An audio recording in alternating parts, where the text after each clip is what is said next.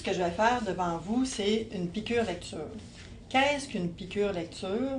C'est une façon de partager notre lecture avec d'autres élèves, en fait, et autrement que par un compte-rendu écrit ou un travail, une fiche de lecture.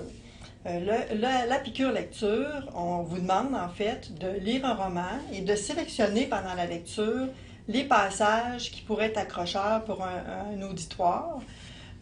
Il faut être capable avant tout de résumer le roman sans dire la fin et aussi de faire une petite critique de l'œuvre. Et le but de la piqûre lecture, c'est de faire connaître aux autres élèves nos goûts en lecture et peut-être faire découvrir des univers qu'ils n'ont jamais visités. Le livre dont je vais vous parler aujourd'hui, c'est Jour fatale de Dean Koontz. C'est un romancier américain qui est difficile à définir ou à décrire parce qu'il joue soit dans le roman suspense ou dans le roman fantastique. Et d'ailleurs, dans ses débuts, parce que c'était pas bien vu de jouer dans plusieurs styles, il a même écrit ses premiers ouvrages sous différents noms pour pas mêler les lecteurs. Puis maintenant, tous ses livres sont sous le nom de Dean Koontz parce que tous les vieux ouvrages qui ont été réédités. Donc, le roman, avant de vous parler, de vous résumer le roman, moi, j'ai le goût de vous lire le premier paragraphe. Souvent, quand je choisis des romans, si le premier paragraphe me dit rien ou m'accroche pas, j'ai tendance à aller voir ailleurs. C'est peut-être pas la meilleure façon de choisir des romans, mais moi, ça m'influence beaucoup les premières lignes. Donc, je vais vous lire le premier passage. La nuit de ma naissance, Joseph Tock, mon grand-père paternel, a prononcé sur son lit de mort 10 prédictions qui allaient influencer toute ma vie. Puis, une fois l'oracle annoncé, il a quitté ce monde au moment même où ma mère m'y faisait entrer.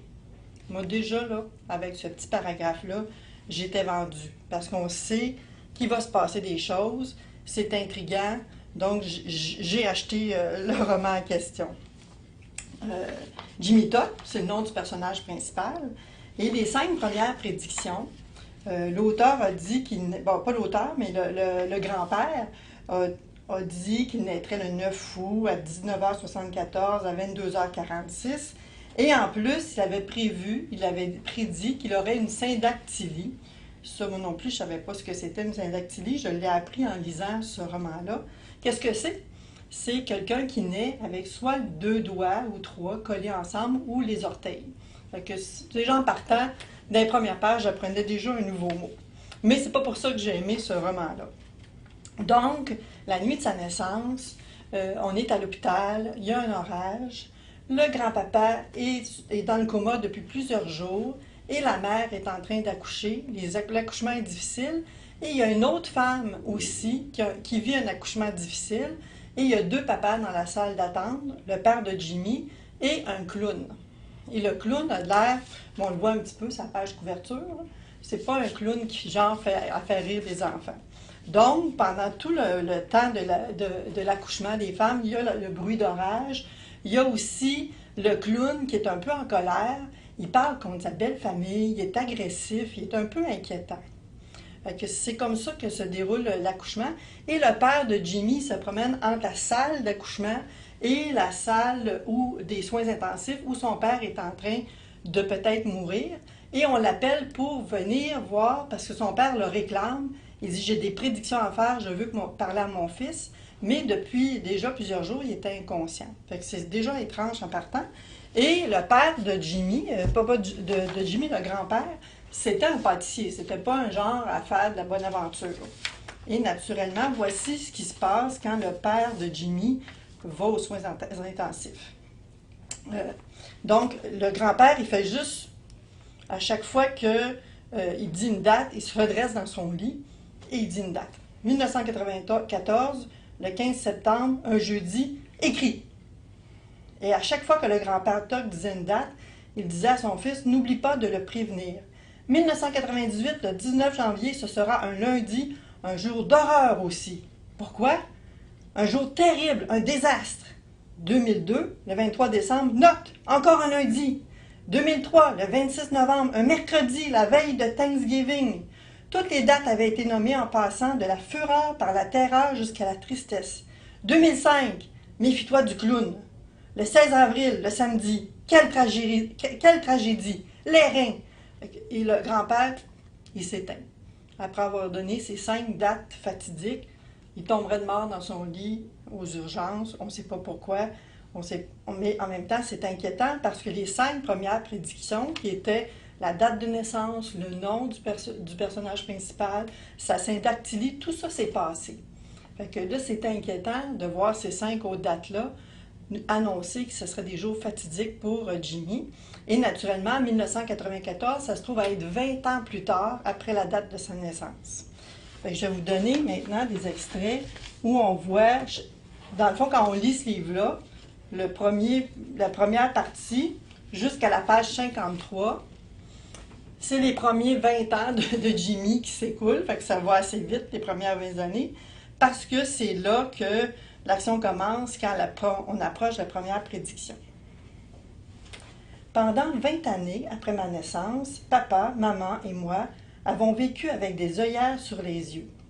Même si les 5 premières prédictions de Joseph s'étaient révélées exactes, nous refusions de croire qu'il en serait de même pour les 5 dernières.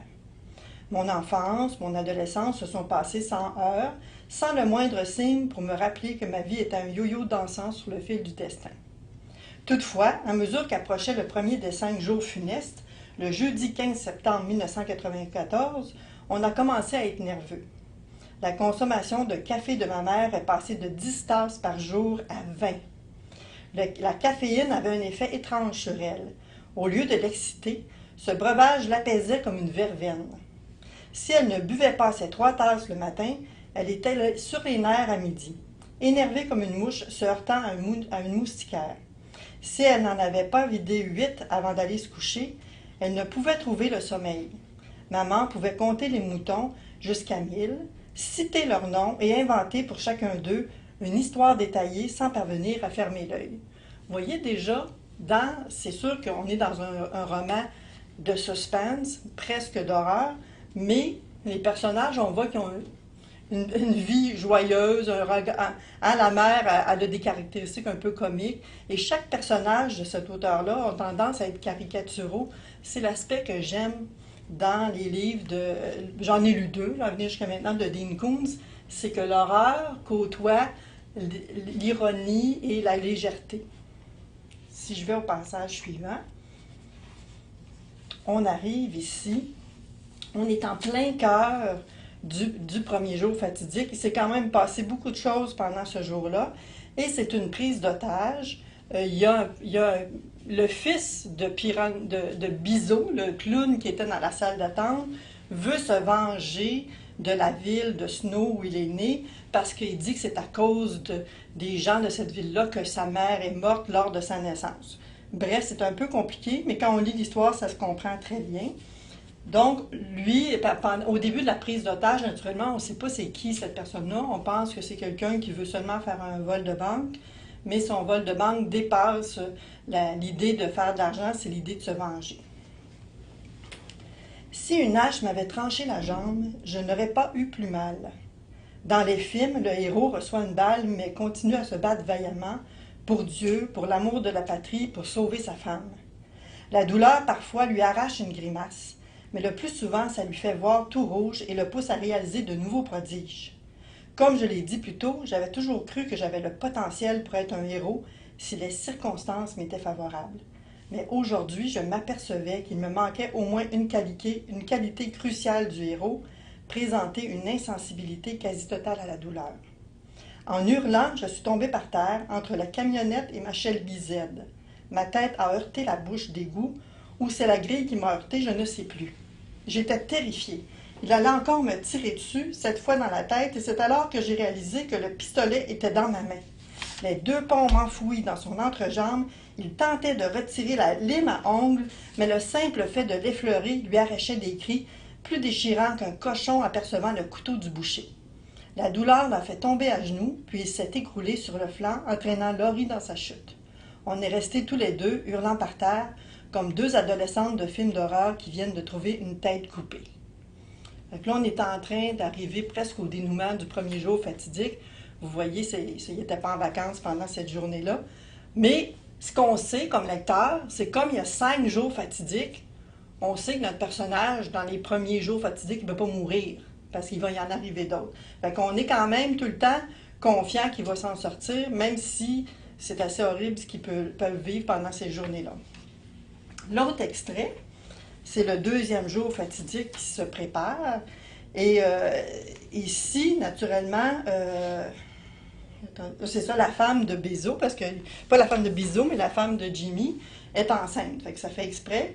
La deuxième journée fatidique tombe une journée où elle aura ses premières contractions, puis il y aura l'importance d'aller à l'hôpital.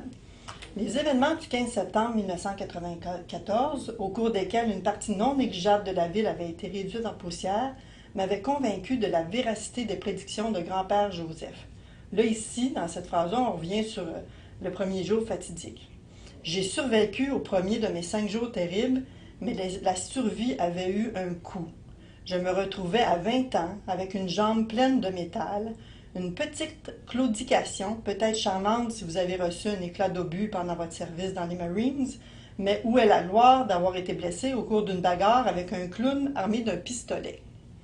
Même s'il s'agissait d'un clown raté et d'un redoutable braqueur de banque, l'ennemi restait néanmoins suffisamment clownesque pour ôter tout héroïsme à votre histoire et même lui faire frôler le ridicule. La réaction des gens était du genre « Alors, tu as réussi à lui arracher le pistolet, mais il t'a aspergé d'eau ?» Durant les 8 ou 10 mois précédant le deuxième jour fatidique prédit par Joseph, on a tenté de se préparer au mieux.